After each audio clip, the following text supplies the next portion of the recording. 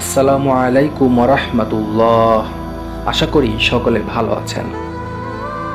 ইসলাম ধর্মে প্রাণীদের প্রতি সদয় হওয়া এবং তাদের প্রতি ন্যায় বিচার করা অত্যন্ত গুরুত্বপূর্ণ। নবী মুহাম্মদ সাল্লাল্লাহু আলাইহি ওয়াসাল্লামের হাদিসসমূহে এই বিষয়ে অনেক গুরুত্বপূর্ণ নির্দেশনা পাওয়া যায়। এদের মধ্যে একটি বিখ্যাত ঘটনা হলো এক মহিলার কাহিনী, যিনি একটি বিড়ালের প্রতি নিষ্ঠুর আচরণ করেছিলেন এবং তার জন্য শাস্তিস্বরূপ জাহান্নামে গিয়েছিলেন। এই ঘটনা ইসলামের নৈতিক শিক্ষা, দয়া এবং প্রাণীর অধিকার সম্পর্কে আমাদের গভীরভাবে ভাবতে শেখায়। এই ঘটনাটি সহিহ বুখারী এবং সহিহ মুসলিম হাদিসের মধ্যে বর্ণিত হয়েছে। এক মহিলার কথা বলা হয়েছে, যিনি একটি বিড়ালকে ধরে রেখেছিলেন এবং তাকে খাবার বা পানি দেননি। বিড়ালটি কোনো খাবার বা পানি খুঁজে পেতে মুক্তভাবে চলাফেরা করার সুযোগও পায়নি। এর ফলে বিড়ালটি ধীরে ধীরে ক্ষুধা ও তৃষ্ণায় মারা যায়। নবী মুহাম্মদ সাল্লাল্লাহু আলাইহি ওয়াসাল্লাম বলেছিলেন, এই নিষ্ঠুরতার কারণে সেই মহিলা জাহান্নামে শাস্তি ভোগ করবেন। এই ঘটনার সময় আরব সমাজে পশুদের প্রতি সাধারণত তিনটি ভিন্ন মনোভাব দেখা যেত। একদল মানুষ পশুদের প্রতি সদয় ও দয়ালু ছিলেন, যারা তাদের যত্ন নিতেন এবং তাদের সঙ্গে মানবিক আচরণ করতেন। অন্যদিকে কিছু মানুষ পশুদের অধিকার সম্পর্কে সচেতন ছিলেন না এবং তাদের প্রতি অবহেলা করতেন। এই ঘটনাটি দ্বিতীয় ধরনের আচরণের পরিণতি সম্পর্কে সমাজকে একটি শক্তিশালী বার্তা দেয়। এটি একটি প্রয়োজনীয় শিক্ষা ছিল, যা ইসলামের নৈতিক আদর্শ ও প্রাণীদের প্রতি দয়া প্রদর্শনের গুরুত্বকে সমাজে প্রতিষ্ঠা করে। এই ঘটনাটি সহিহ বুখারী এবং সহিহ মুসলিম হাদিসের মধ্যে বর্ণিত হয়েছে। এক নারী একটি বিড়ালকে বন্দী করে রেখেছিল। সে তাকে খাবার দেয়নি এবং মুক্তও করেনি।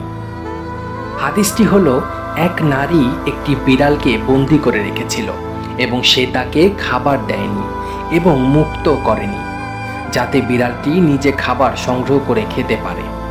এর ফলে বিড়ালটি মারা যায়। এর জন্য সেই নারীকে জাহান্নামে পাঠানো হয়েছে। সহিহ বুখারী 3482, সহিহ মুসলিম 2242। এই ঘটনা ইসলামী ইতিহাসে নৈতিকতার এক শক্তিশালী বার্তা বহন করে। একদিন রাসূলুল্লাহ সাল্লাল্লাহু আলাইহি ওয়াসাল্লাম সাহাবাদের সঙ্গে বসে কথা বলছিলেন। সেই সময় তিনি একটি ঘটনা উল্লেখ করলেন, যা আল্লাহর কাছে মানবজাতির কাজের গুরুত্ব এবং এর ফলাফলের একটি বড় উদাহরণ হিসেবে চিহ্নিত হয়। তিনি বললেন, একজন মহিলা একটি বিড়ালকে বন্দী করে রেখেছিলেন এবং তাকে না খাওয়ালো, তাকে না মুক্ত করল। সেই কারণে আল্লাহ তার প্রতি অসন্তুষ্ট হলেন। এই মহিলার আচরণ ছিল অত্যন্ত নিষ্ঠুর। তিনি একটি ছোট্ট প্রাণীকে আটকে রেখেছিলেন। বিড়ালটি ক্ষুধার্ত ও তৃষ্ণার্ত হয়ে ধীরে ধীরে মৃত্যুর দিকে এগিয়ে যাচ্ছিল। এটি ছিল একটি ইচ্ছাকৃত অমানবিক কাজ। মহিলাটি কখনো বিড়ালটির অবস্থা নিয়ে চিন্তা করেননি এবং তাকে কোনো সুযোগ দেননি। এই ঘটনার মাধ্যমে আমরা বুঝতে পারি যে এমনকি একটি ছোট প্রাণীর প্রতি অবহেলা করাও কত বড় অপরাধ হতে পারে। বিড়ালটি ছিল একটি অসহায় প্রাণী। তার নিজের জন্য খাবার বা পানি সংগ্রহ করার কোনো সুযোগ ছিল না। এই বন্দিত্ব তাকে ধীরে ধীরে মৃত্যুর দিকে ঠেলে দেয়। বিড়ালের দুঃখ এবং যন্ত্রণার প্রতিটি মুহূর্ত আল্লাহর কাছে পৌঁছেছিল। আল্লাহ, যিনি দয়ালু এবং পরম করুণাময়, এই অবহেলাকে ক্ষমা করেননি। এই কাজের ফলশ্রুতিতে মহিলাকে শাস্তি হিসেবে জাহান্নামে পাঠানো হয়। ইসলামে জাহান্নাম হলো শাস্তির স্থান, যা একজন মানুষের পাপের পরিমাণ এবং গভীরতার উপর নির্ভর করে নির্ধারিত হয়। এই ঘটনায় আমরা বুঝতে পারি যে অন্যায় কাজ, এমনকি তা ছোট বলেও মনে হোক, আল্লাহর বিচারে তা কত বড় হতে পারে। এই ঘটনার আরেকটি গুরুত্বপূর্ণ দিক হলো মহিলার মনস্তাত্ত্বিক অবস্থা। তিনি কেন বিড়ালটির প্রতি নিষ্ঠুর ছিলেন? হয়তো এটি ছিল তার অবহেলা, হয়তো তার মনে দয়া বা সহানুভূতির অভাব ছিল। এটি আমাদের শেখায় যে মনুষ্যত্ব এবং মানবিকতা আমাদের চিন্তাভাবনা ও আচরণের অবিচ্ছেদ্য অংশ হওয়া উচিত। আল্লাহ সুবহানাহু তাআলার সমগ্র সৃষ্টিকে তার সৃষ্টিকর্তার দৃষ্টিতে মূল্যায়ন করেন। একটি প্রাণীর প্রতি অন্যায় করলে সেটির দুঃখ এবং কষ্টের প্রতিটি মুহূর্ত আল্লাহর কাছে পৌঁছে যায়। তিনি তার বান্দাদের দয়া, ন্যায় এবং সহানুভূতির ভিত্তিতে বিচার করেন। এই ঘটনাটি আল্লাহর দৃষ্টিতে ন্যায় বিচারকে গভীরভাবে তুলে ধরে। ইসলামে প্রাণীর প্রতি দয়া এবং সহানুভূতি দেখানো অত্যন্ত গুরুত্বপূর্ণ।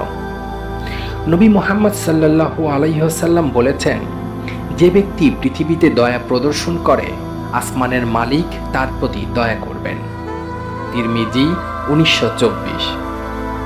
ইসলামে প্রাণীদের অধিকার নিয়ে সুস্পষ্ট নির্দেশনা রয়েছে।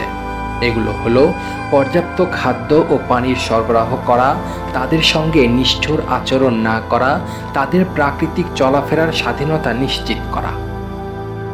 নবী মুহাম্মদ সাল্লাল্লাহু আলাইহি ওয়াসাল্লাম আরও বলেছেন যে প্রত্যেক জীবিত প্রাণীর প্রতি সদয় আচরণে সওয়াব রয়েছে। সহিহ বুখারী 2363। ইসলামে প্রাণীর অধিকার লঙ্ঘন করা শুধুমাত্র নিন্দনীয় নয়, বরং এটি আখিরাতেও শাস্তিযোগ্য। কুরআন এবং হাদিসের প্রাণীদের প্রতি সদয় হওয়ার অসংখ্য দৃষ্টান্ত পাওয়া যায়। এই ঘটনায় আমরা দেখি একটি ছোট প্রাণীর প্রতি অবহেলা কেমনভাবে একজন মহিলাকে জাহান্নামের শাস্তি ভোগ করতে বাধ্য করেছিল। আল্লাহ তাআলা বলেছেন, তাদের সাথেও সদয় আচরণ করো, কারণ তারা আল্লাহর সৃষ্টির অংশ। এখানে তাদের বলতে পশুদের বোঝানো হয়েছে। সূরা আনআম আয়াত 38। নবী মুহাম্মদ সাল্লাল্লাহু আলাইহি ওয়াসাল্লাম বলেছেন, প্রত্যেক জীবিত প্রাণীর প্রতি সদয় আচরণে সওয়াব রয়েছে।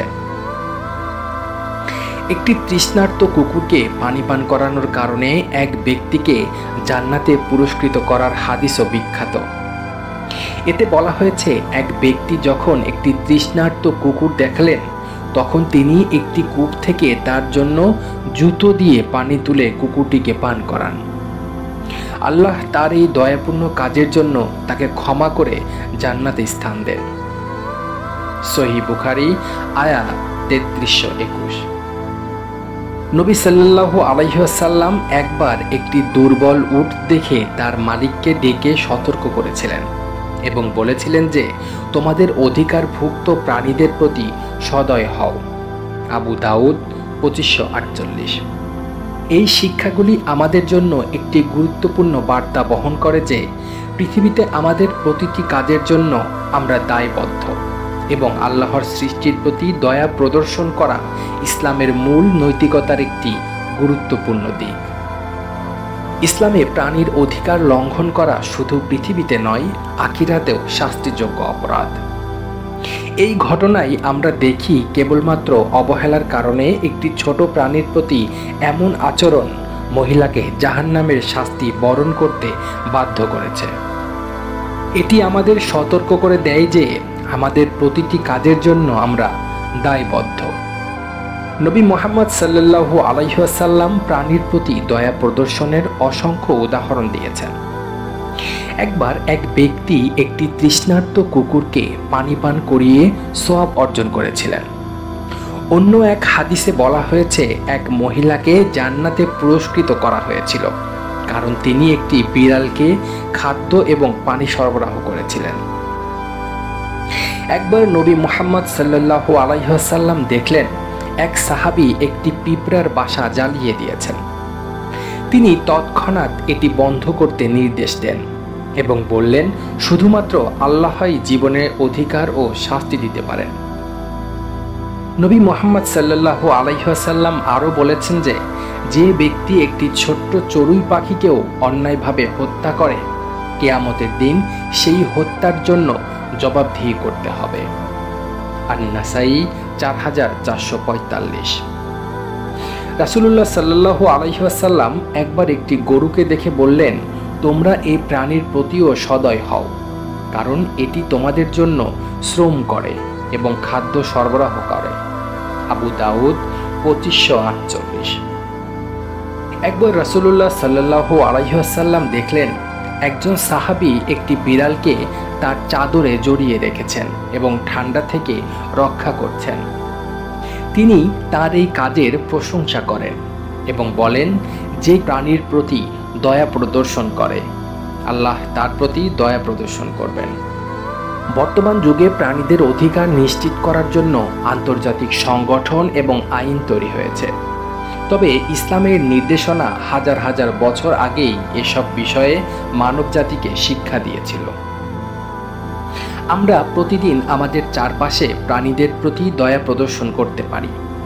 পথের কুকুর বা বিড়ালকে খাবার ও পানি দেওয়া, আহত বা অসুস্থ প্রাণীকে চিকিৎসা করানো তাদের প্রতি নিষ্ঠুরতা বন্ধে সক্রিয় ভূমিকা পালন করে।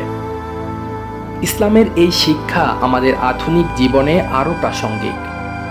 আমরা যদি প্রতিদিনের জীবনে এই নীতিগুলি প্রয়োগ করি তাহলে সমাজে আরও মানবিক হয়ে উঠবে। উদাহরণস্বরূপ ইসলামের ইতিহাসে হযরত উমর রাদিয়াল্লাহু তাআলা এর সময়ে একটি বিখ্যাত ঘটনা উল্লেখ করা হয়। তিনি একবার একটি উটকে কাঁদতে দেখেছিলেন এবং তার মালিককে ডেকে সতর্ক করেছিলেন যে সে যেন উটের প্রতি দয়া প্রদর্শন করে।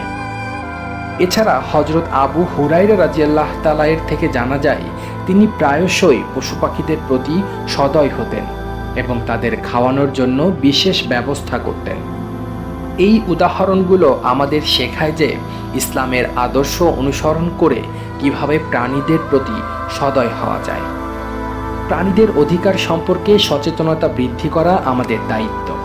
শিক্ষা প্রতিষ্ঠান, ধর্মীয় উপদেশ এবং সামাজিক প্রচারণার মাধ্যমে প্রাণীদের অধিকার সম্পর্কে সচেতনতা বৃদ্ধি করা আমাদের দায়িত্ব। শিক্ষা প্রতিষ্ঠান, ধর্মীয় উপদেশ এবং সামাজিক প্রচারণার মাধ্যমে আমরা এই বার্তাটি ছড়িয়ে দিতে পারি। একটি ছোট প্রাণীর প্রতি নিষ্ঠুরতার কারণে এক মহিলাকে জাহান্নামে শাস্তি পেতে হয়েছে। এই ঘটনা আমাদের জন্য একটি বড় শিক্ষা। এটি আমাদের মনে করিয়ে দেয় যে প্রাণীদের প্রতি সদয় হওয়া এবং তাদের অধিকার রক্ষা করা ইসলামের মৌলিক নৈতিক নির্দেশনার অংশ। আমরা যদি আমাদের চারপাশের প্রাণীদের প্রতি সহানুভূতিশীল হতে পারি তবে আমরা আল্লাহর সন্তুষ্টি অর্জন করতে পারি। আল্লাহ আমাদের সবাইকে এই শিক্ষাগুলো মেনে চলার তৌফিক দিন। আমিন। আজকের মতো এখানেই শেষ করছি। আল্লাহ হাফেজ।